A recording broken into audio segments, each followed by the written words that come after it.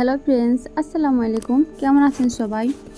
দূরে এবং কাছে যে যেখান থেকে ভিডিওটি দেখছেন, আশা করছি খুব ভালো আছেন এবং সুস্থ আছেন। আলহামদুলিল্লাহ, আমিও আল্লাহর রহমতে খুবই ভালো আছি এবং সুস্থ আছি।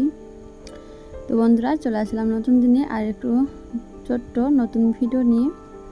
তো আশা করছি ভিডিওটি সম্পূর্ণ কন্টিনিউ করবেন। তো বন্ধুরা, দেখতে থাকুন ভিডিওটি, আশা করছি ভালো লাগবে। তো এই যে রোজকার মতো প্রত্যেকদিনকের মতো আজকেও চা বানানো হয়ে গেছে আমার। তো বাবুকে তো ঘুম থেকে ওঠানো অনেকটাই ঝামেলা। তো এই যে বাবুর মুখ দেখেই বুঝতে পারছেন কি একটা ঝামেলার মধ্যে আমাকে যেতে হয় সকালবেলাটা। তো যে দেখুন কি করছে, ঘুম থেকে উঠে অনেক বদমাশি করে, ঘুম ছাড়তেই চায় না ওর। তোকে কোনো রকম ব্রাশ করিয়ে দিব, দিয়ে চা খাইয়ে দিব। অনেক দুষ্টামি করছিল, তো কোনো রকমে ঘুম ভাঙিয়ে ওকে ব্রাশটা করিয়ে চা খাইয়ে দিয়েছি। তো মা ছেলে মিলে চা খাওয়া দাওয়া করে এই যে চায়ের এঁঠোগুলো ধুয়ে নিয়ে চলে এসেছি।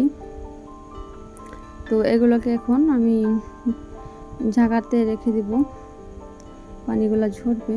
তো আমরা দেখে থাকুন।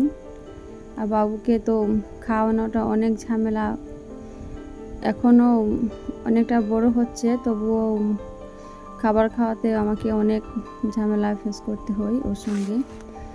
এখনও ও খেতে চায় না, বদমাশি করে দুষ্টামি করে জোর করে খাওয়াতে হয় সব কিছু জিনিস।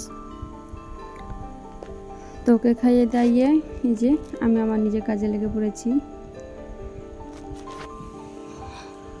বাইরে খেলতে চলে গেছে, আমি এখানে এঁঠোগুলোকে ধুয়ে নিয়ে এসেছি, যে যে জায়গায় রেখে দিব। দিয়ে এখন আমি রান্নার ব্যবস্থা করে নিব। যেহেতু চা খেতে তো 8টা বেজে গেছে, তো রান্না বান্না করতে রেডি করতে রান্নার সময় হয়ে যাবে।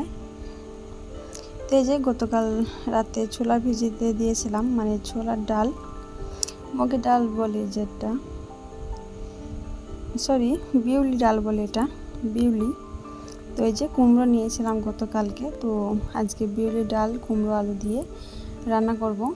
তাই যে কিছুটা অল্প পরিমাণে ভিজিয়ে রেখেছিলাম গতকাল রাত্রে। তো এই যে সকালে চা খাওয়া দাওয়া করে এখন কলাইটাকে আমি ভালো করে ধুয়ে তুলে নিচ্ছি, দিয়ে সেদ্ধ বসিয়ে দিব। তো কলাইটা আমি আগে গ্যাসের চুলায় সেদ্ধ করে নিব, তারপর রান্নাটা করব, যাতে রান্নাটা সহজ হয় আমার। তো এই যে আমি পরিমাণ মতো অল্প একটু নুন দিয়েছি, দিয়ে এই যে গ্যাসের চুলায় সেদ্ধ করতে চাপিয়ে দিলাম। তো এখন আমার ফাইনালি সেদ্ধ হয়ে গেছে, তো দেখি কেমন সেদ্ধ হয়েছে। তো এই যে দেখুন কত সুন্দর পারফেক্ট সেদ্ধ হয়েছে। তো এবার আমি কাটা বাছাটা করে নিব, গরম পানিতে এখন আমি রেখে দিব, সেকে তুলবো না। তো চলুন আমি কাটা বাছাটা করে নিই, আপনারা দেখে থাকুন। এবং ভিডিওটি কেমন লেগেছে আমাদেরকে কমেন্ট করে জানাতে ভুলবেন না। নতুন বন্ধু হয়ে থাকলে চ্যানেলটি সাবস্ক্রাইব করবেন, আমার পাশে থাকবেন।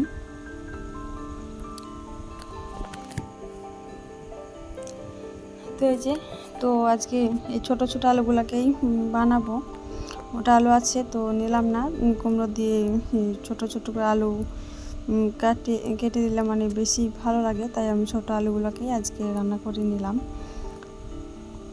তো আমি সমস্ত কিছু কাটা বাছা করে ধুয়ে নিয়ে চলে এসেছি পরিষ্কার করে। এখন আমি কলাইগুলাও দিয়ে নিলাম, এবার মশলা করে নিব। আর ওদিকে আমার চাল বাছাও রেডি। তো আমি মশলা করে চুলায় রান্না করব। মাছের জন্য তো বসেছিলাম, আজকে মাছ পাইনি।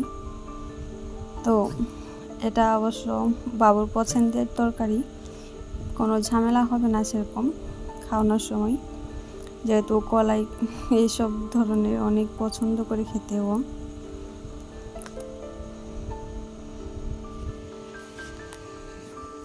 এই যে ফাইনাল আমার রান্না বান্না শেষ। তো অনেক টেস্ট হয়েছিল, যেহেতু খাওয়া দাওয়ার পর ভয়েস দিচ্ছি, অনেক টেস্ট হয়েছিল রান্নাটা। আমার বাবু তো অনেক ভালোভাবে খেয়েছিল, সেরকম ঝাল দিইনি। আমার ঝালের জন্য গোটা গোটা লঙ্কা দিয়েছিলাম, সেটা নিয়ে আমি খেয়েছি। আর বাবু তো ভালোভাবে খেয়েছিল, যেহেতু কলাই অনেক পছন্দ করে।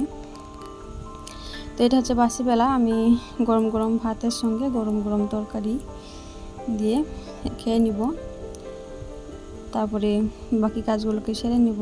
তা করতে করতে বাবুর স্কুল থেকে বাড়ি আসার সময় হয়ে যাবে।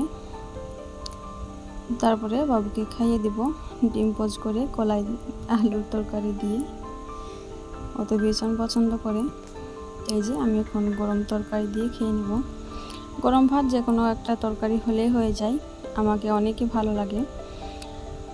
ঘি আলুর সেদ্ধ হলেই হয়ে যায়, এতটাই ভালো লাগে গরম ভাত।